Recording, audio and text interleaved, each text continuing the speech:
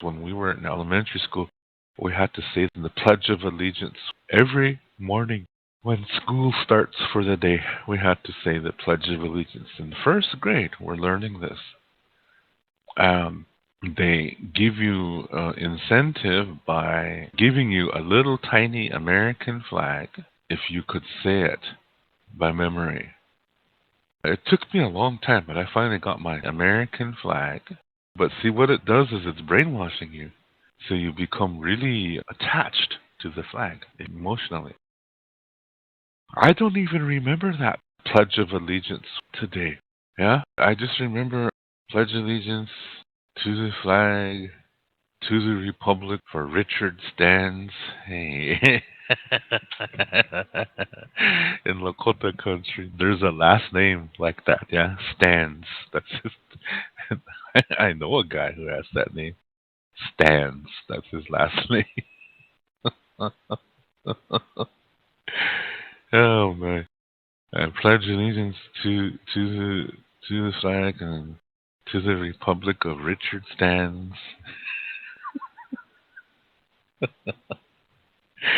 No, his name wasn't Richard, but his last name was Stands.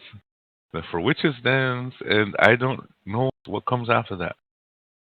I pledge allegiance to this flag and to the Republic for which it stands, uh, one nation, under God, indivisible, with liberty and justice for all. And may the force be with you. Live long and prosper. Amen. Hey. No, it doesn't go like that. I'm gonna Google that. I'm curious. How close was I?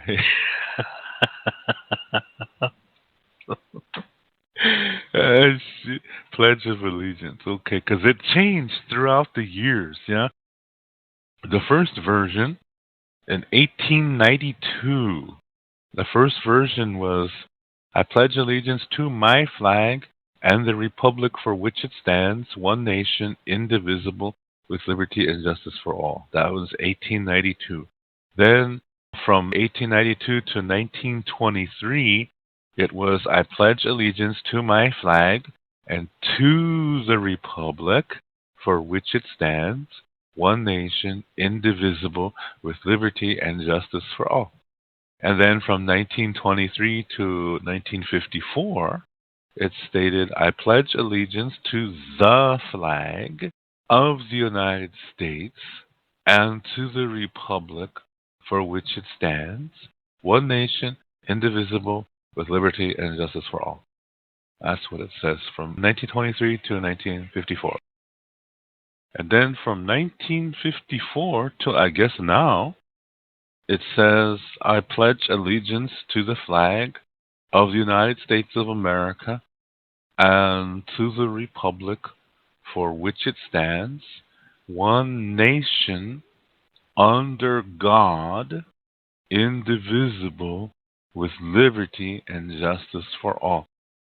So you see how it evolves, yeah? First it says "to my flag," and then it evolves to the flag, and then the word flag is capitalized. And in the beginning it says "and the republic for which it stands," and that changed to "and to the republic for which it stands." And then when it says "one nation" in 1954, nation is capitalized, and also "under God" is added. Everything else is the same. Crazy. But I think in some states they changed things. As I know, there were a lot of people that were against the "under God" part. I remember that. There were people that wanted to change that. You have to put your hand over your heart and you say this. Yeah, you face the American flag and you say this pledge. You're doing this from the first day of school. You're learning how to do this. And so you get very attached as you learn patriotic songs like the Star Spangled Banner, the national anthem, America the Beautiful, which is the same melody as the British national anthem, God Save the Queen. and Yankee Doodle Dandy and Battle Hymn of the Republic and oh, there's so many. So every morning, one student gets to choose which song they're going to sing. So we all say the Pledge of Allegiance and we all sing the song, then the day begins, yeah? The school day begins. Every morning it's like that in elementary school. So by the time you get older, you have all these emotional attachments to the flag. So it stays with you forever, basically. In 2006, I had to renew my passport because it's every 10 years when you're an American citizen. I renewed my passport and I went to the embassy. And this is 2006, yeah, 2006, the year 2006. And I was still not speaking German too good. I was doing my best to adjust to the German culture, and I was doing my best trying to fit in because this is Germany, yeah? And I had to go to the U.S. Embassy to take in my old passport and my application and photo for my new one. So I went into the embassy. This was the first time that I ever went to the embassy office in Berlin. Walked through security, and it's all soldiers standing there. And I felt so good. It's like, whew. Even though it's Germany, this part is America. So I was like, whew. I was relieved for some reason. Yeah. Then I walked down the hallway to the office to turn in my application. And in the hallway was an American flag, proudly displayed. And I about cried.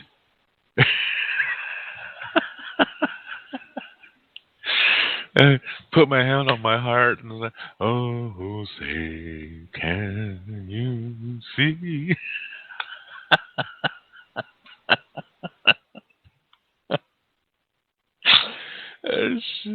And I didn't even remember the Pledge of Allegiance, but I remembered the song. Yeah.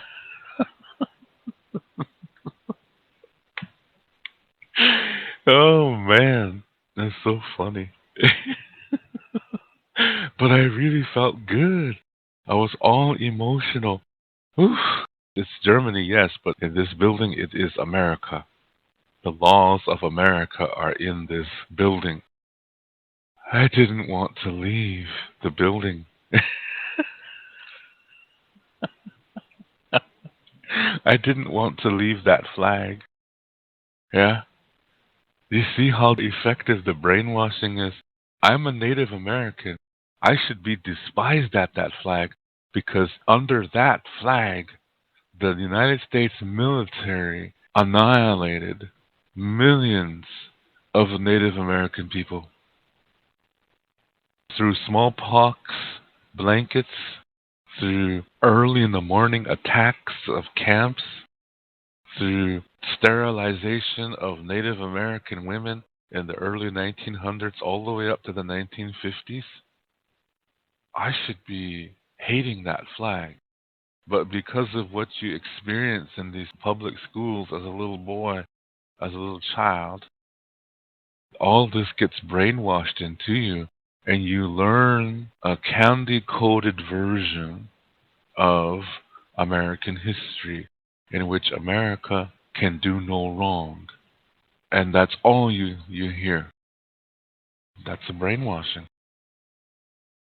I think it's okay to teach people to have respect and loyalty for your country, but I think you should do it in a more intelligent way to show that nobody is perfect and that perfection is an illusion, that we all make mistakes, and sometimes they're horrible mistakes, but we try our best to make it right.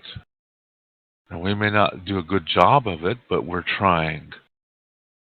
And I think if people can see that, they won't have so much stress about themselves, so that they can accept that they are not perfect and that they will make mistakes, but that there's a way to work yourself out of it. I think people need to learn that as young children too.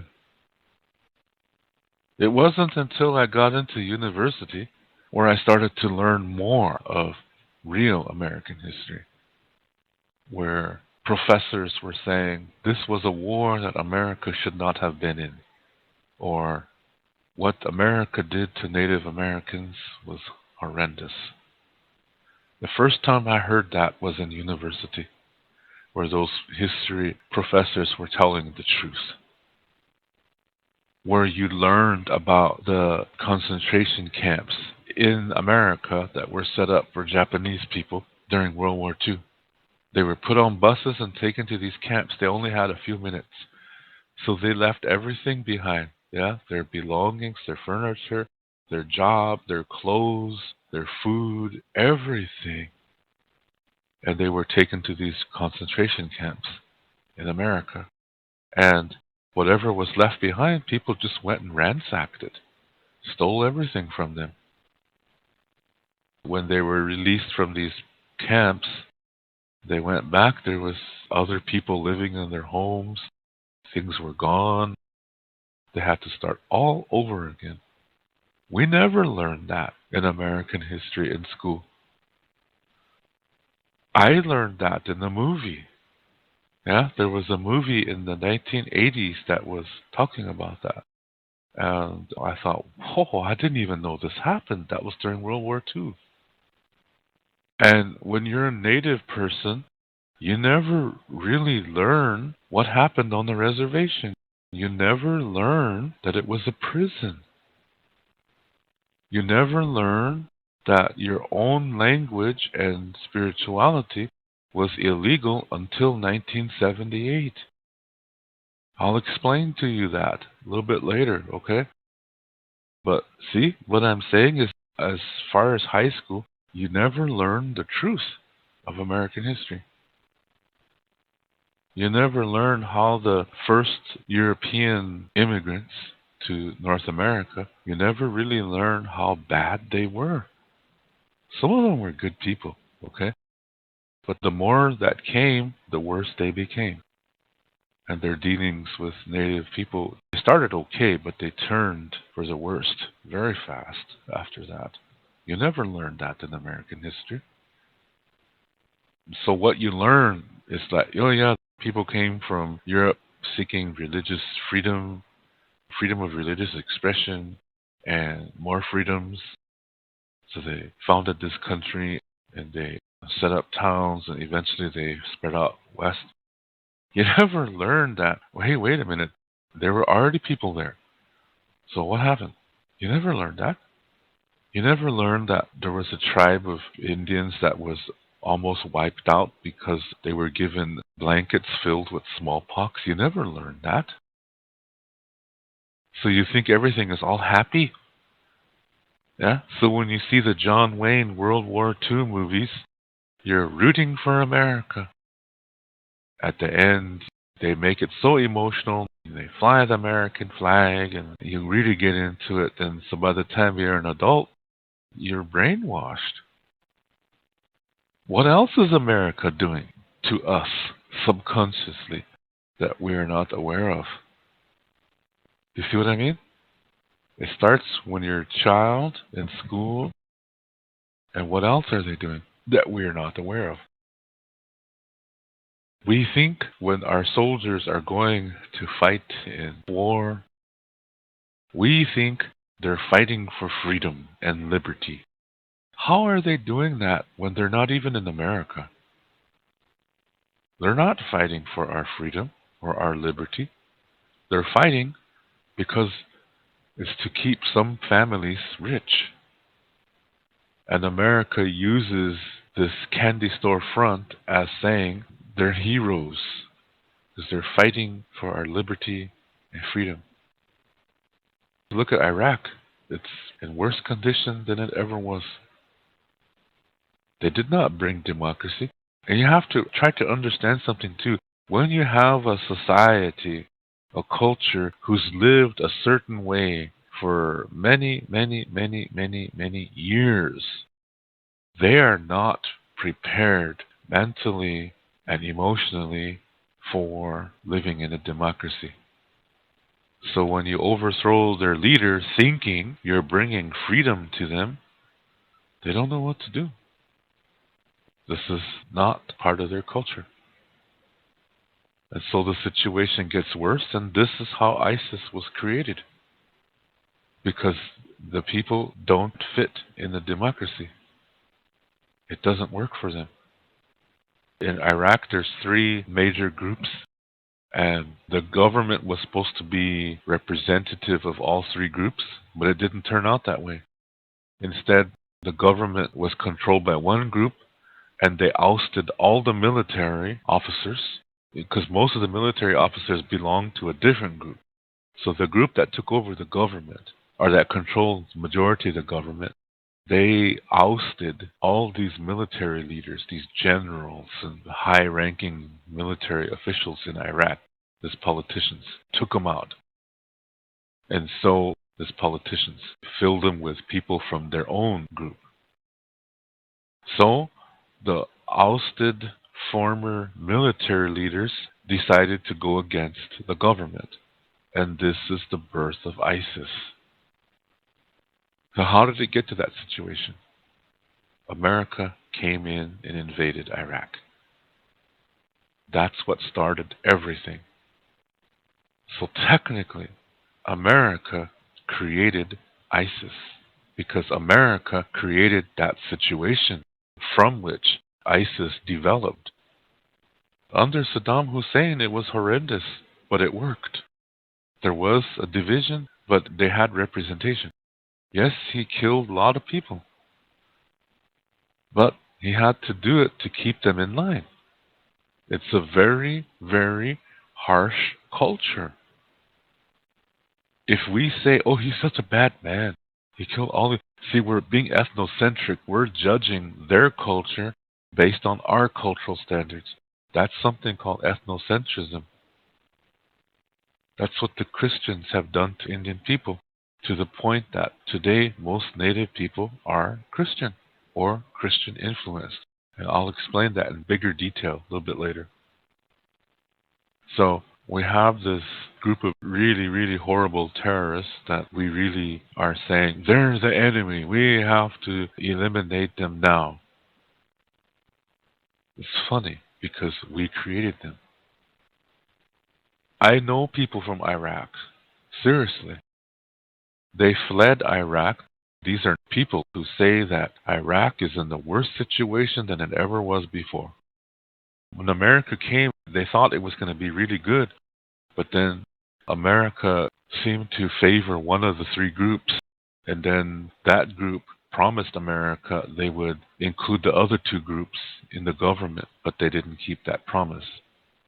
And so they made the government entirely of this one sect of Islam. There's different sects of Islam. And so the government became only one group, and then they ousted all the military people because those military people belonged to another group.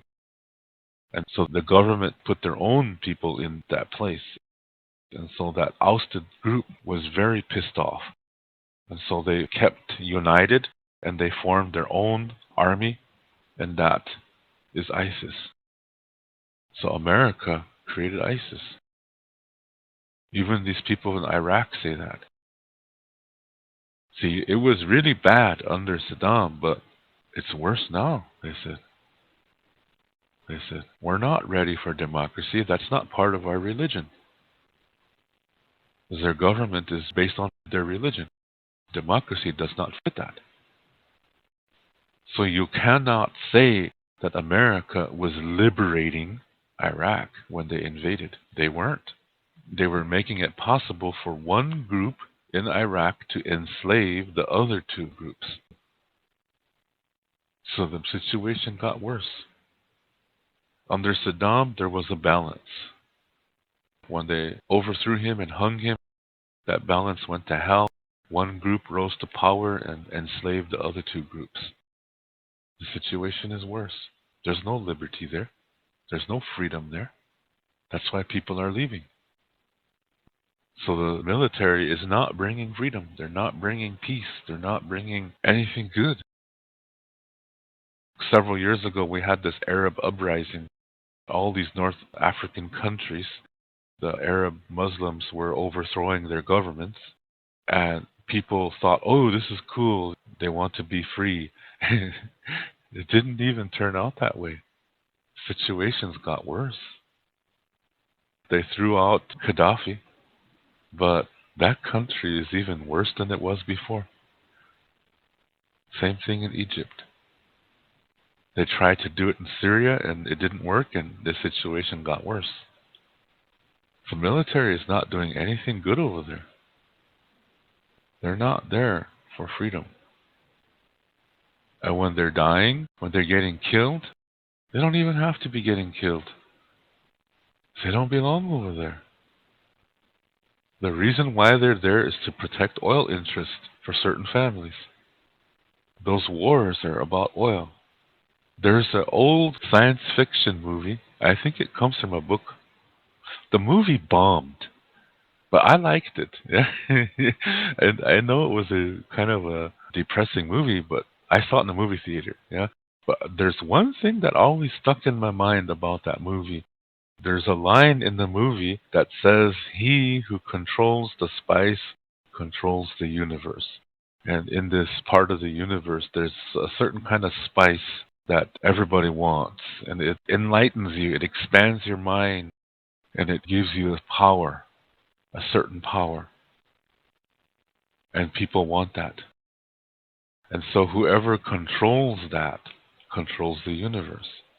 That always stuck with me. And I thought, is there something like that on our planet that everybody wants? And whoever controls it controls the world. So I was thinking about that. What could that be? Then I got my first girlfriend and I lost interest.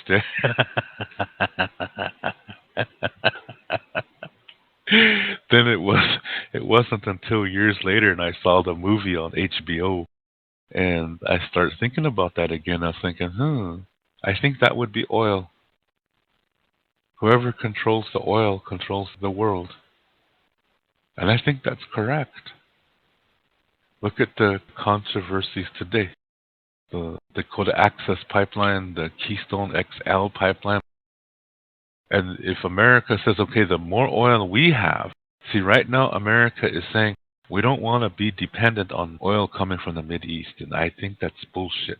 I think the American agenda is to find as much oil as possible in North American continent, plus control what's in the Mideast, to control it all, to have a monopoly. Then you control the world. But you can do this in a covert way. I think that's the American agenda. That's why America is over there. But they have to sell it to the public so the public supports it. So how do you do that? Well, you can make those countries look like bad people. You can cause a terror attack within America and make it look like those people did it, to create sentiment against those people, to invade them, and say you're liberating the people that are living in oppression over there by bringing peace and freedom. Is it working? No. Instead, the situation's got worse and people are leaving. Made the situation worse. But it makes sense. Why is America over there? It makes sense.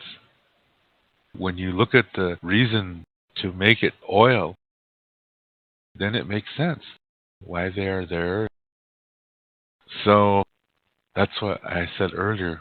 What else is America doing? And we think it's a good thing because they present it to us in a candy-coated version.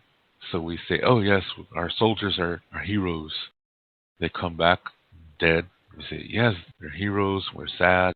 But they died serving their country, the greatest honor of all. And I say bullshit. Because they didn't die there in honor. They died there unnecessarily. It didn't have to be that way. But it's because of oil. As you look at the past in American history, they did this to Indians too. Early 1800s. The military dressed up as Indians, put oil all over their bodies to make themselves look dark, and they attacked farmers, killed them, made it look like Indians did it. They took pictures. They told reporters their version of what happened. And that got published in American media, and the entire country was calling for the extermination of Indian people. See, they did that to us. Now they're doing that to the Muslims by faking the attack in New York City on September 11th and making it look like Muslims did it. They say terrorists, but when people see the story, the people don't see terrorists, the people see Muslims. So they develop an anti-Muslim sentiment. So they think all Muslims are this way. Just like in the 1800s when America thought all Indians were bad. See, it's a brainwashing. We're presented false information. And we begin receiving that false information. It all begins with that Pledge of Allegiance in elementary school. Yeah? It's crazy, yeah, how far this can go. The same thing happens in religions, too. It's all controlling the mind by getting to you emotionally, strong emotion. Back in the late 1800s, when we were placed on reservations, there were prison camps in the beginning. And this is a situation where we couldn't leave. We were not allowed to hunt. Our knives and guns were taken from us. And we were only allowed to eat whatever the American government gave to us, which was really no good food. The quality of the food was okay when it left places like Chicago and stuff like that. But once it got to some of these train stations between there and the reservation, a lot of these handlers would sell it. And then they would buy old food and put that in there instead, and these middlemen would make a lot of money. So what we got on a reservation was bullshit food. It was really no good. And we ended up getting all kinds of diseases like heart diseases, hypertension, diabetes, things like that. And then at the same time, our language and ceremonies were declared illegal by the United States. So we were hit physically, spiritually, and emotionally. Soon after that, our minds became weak. These are the 4 parts of the self. So with the 4 parts of the self being sick, we lost our connection to our sacred center. So we started to focus on communicating away from that. And then the priests came from the various churches, and they learned our ways and said that since our ways conflict with the Bible, that our ways are evil, that they come from Satan. They come from the devil. So in our weakened states, we slowly began to accept that. Now, another thing is that there were some Lakota people that didn't want to accept that. They wanted to hang on to the traditional Lakota Star Knowledge ways. And if they revolted, they were sent to a mental hospital in Canton, South Dakota, which was set up for all reluctant Indians in America that did not want to become Christianized. They were sent there. And these church priests also committed the medicine men, medicine women, holy men, holy women. They committed all of them to these mental asylums too. This way, the people would not go to them for help, that they would come to the churches. They wanted the Indian people to only go to the priests and not their traditional healers. So they sent the healers to this mental asylum to die. And if you are radical, you were sent there to die too. So while this is happening, the priests are saying to Indian people, if you believe our way, we will help your children. And so it was a very, very dire straits time. And so a lot of Indians became Christians because of that. Like I said, we were weak-minded too at that point. And those who stuck it out, there were people who refused to accept Christianity, but they went to church anyway. What they were doing was they were putting up a candy store front. On the outside, they were acting like good little Christian Indians, but on the inside they weren't. They were Star Knowledge people. They did this because they didn't want to get sent to that mental asylum to die. That's sad, isn't it? But that's part of what happened back then. And it's because of these people who maintained this knowledge in secret. Thanks to them, they passed it down to certain people, like me, and we still have this knowledge. And I'm sharing it with you. Because this regards the sacred center. And we all have that. This is not a Lakota thing. This is a Ikje Oyate thing. Ikje Oyate means human being. When you live this way, you communicate as a human, not as a Lakota, not as a German, or a Japanese, or an African. You communicate as a human. That's really important to know. So, that's how it was back then. Now remember I said that the priest said to the Indians, we will help your children.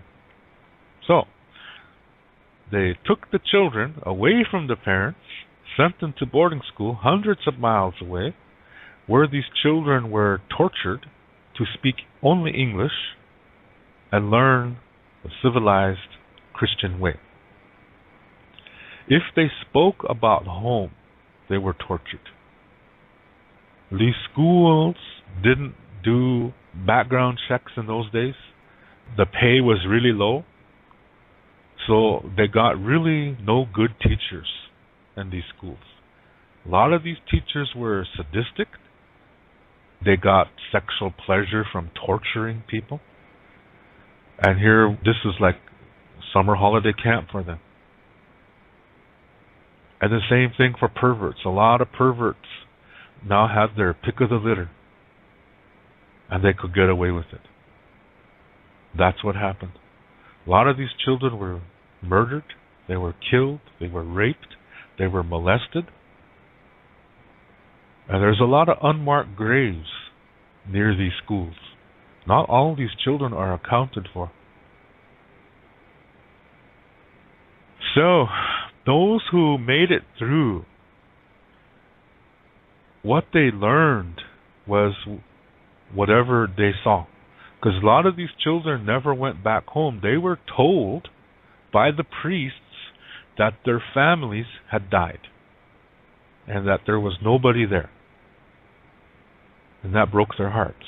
This is why some of these children, they were so sad they couldn't eat. And they ended up starving themselves to death. And those who made it through, like I said, they didn't really survive because they were not able to process all these emotional traumas that they experienced. They didn't know how, because the only adults that were around them were these unhealthy, abusive people, teachers, dorm matrons, cooks, janitors, priests. They were all unhealthy to them. That's all they knew. They learned how to become victims, and they learned how to become abusers to those who they considered weaker than themselves. So they didn't really survive. A lot of these children that made it through these schools, they had a lot of traumas that they didn't know how to deal with, because all they saw was abuse. That's what they learned. There was no adult, healthy role models to emulate. Remember I said these children were told that their families were all dead. So they didn't go back during summer holiday. They just stayed at these schools and worked. So when they left these schools, they tried to live in mainstream America. Nobody accepted them. They would say, you're a heathen. You're a dirty Indian. So they couldn't even get jobs off the reservation. And when they went back to the reservation, to their people, they ran into more problems. Many, many times they were not even accepted by their own people because their own people were saying, you're too white. You act like a white man. So they're caught in between. So a lot of them turned to alcohol to try to hide all of it, to try to forget everything. They turned to alcohol and then later drugs. There were some who tried to make it. They married each other because they knew each other went through the same thing. And they didn't want their children to go through what they went through. So they didn't teach them the language. They didn't teach them the culture. Those children, the children of these first generation boarding school people, those children are today's elders. When they were born, they didn't learn the language. They didn't learn Lakota Star knowledge. They never got the opportunity to. When you look at an old person on the reservation today, they're not the connection to the ancient past. No, they were born in a Christian background at a time when the reservations were strongly Christian. So this is what happened. That's a native experience that a lot of people don't realize. This is what happened all over America and Canada too. So the next generation, they are sent to boarding school too. No choice. It's a little bit better, but they're still abused. They're still getting treated really no good. And so they grow up, have children, and they don't teach their children anything. What can they teach them? They don't know anything concerning their own language. This is why today most people cannot speak their own language, and what little cultural information they know is Christianized, meaning it's dualistic, and it's not the original ancient form. Okay, so the first generation of Indian kids that were sent to boarding school, since all around them were unhealthy adults who did nothing but abuse them, they didn't receive healthy parenting. They missed things that they should have learned about life. So they're lacking emotional development. So when they grow up, and those who make it through these boarding schools and then they have children, those children are also lacking that emotional support, that emotional development, because the parents don't know how to do it. All they knew and all they learned was abuse. All they experienced in these schools was abuse. So they have a hard time trying to be a healthy parent. So they do the best that they can. But the children still are not receiving the proper emotional development, the experiences that healthy children should receive from healthy parents. They're still missing that. And so when that second generation grows up, they know even less concerning healthy parenting. And so their children receive even less.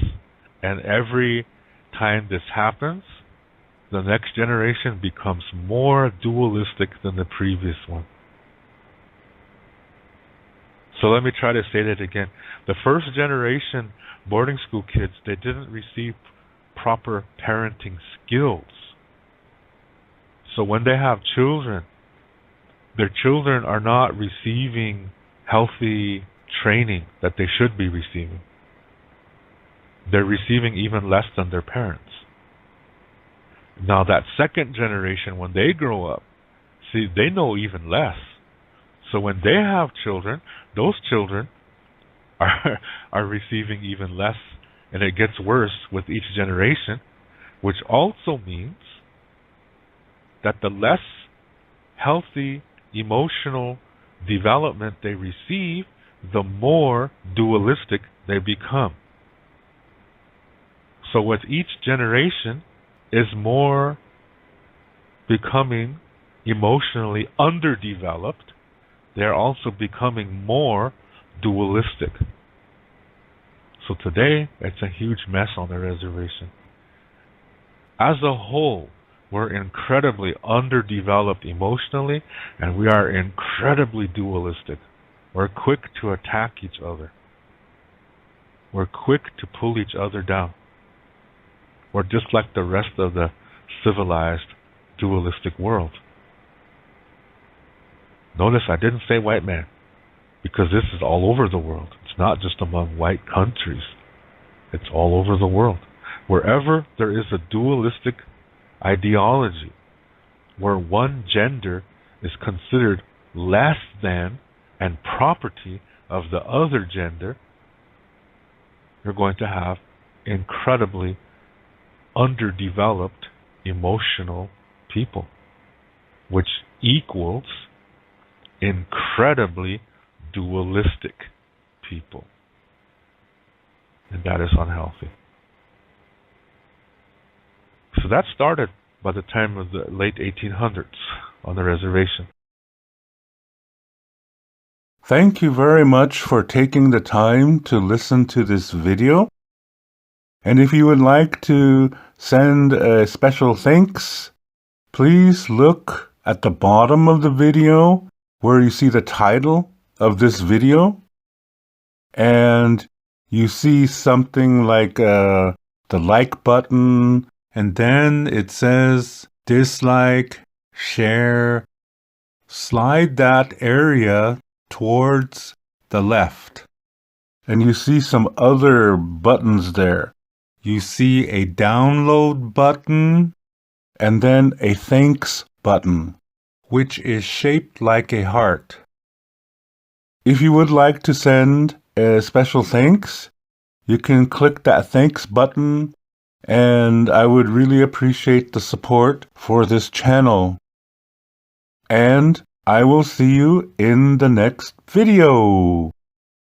In our culture, everything is circular, so there's no word for goodbye. So instead, we say until next time, which in Lakota is Doksha Ake. To learn more about Lakota spirituality, I have written a book called Wichocha Otechike. This book also includes Lakota Star Knowledge information. All the videos that I make, which are about Lakota spirituality, Lakota Star Knowledge, and cultural information, are based on this book. This book costs 99 American dollars. This price includes the shipping cost as well as a tracking number. And to learn more about Lakota language, I have written a Lakota language book called Chante Etanha Owoglake, Speaking from the Heart. And all my Lakota language videos are based on this book. This book costs 119 American dollars. This price includes the shipping cost as well as a tracking number. I also teach online, and I give spiritual consultations as well. If you are interested in any of my services and products, you can send payment via PayPal to my email address, which is hechaka7 @yahoo.com. That's HEHAKA, the number 7, @yahoo.com. When you send your payment, please include your shipping address and your email address. Lila Pilamayelo. Thank you very much.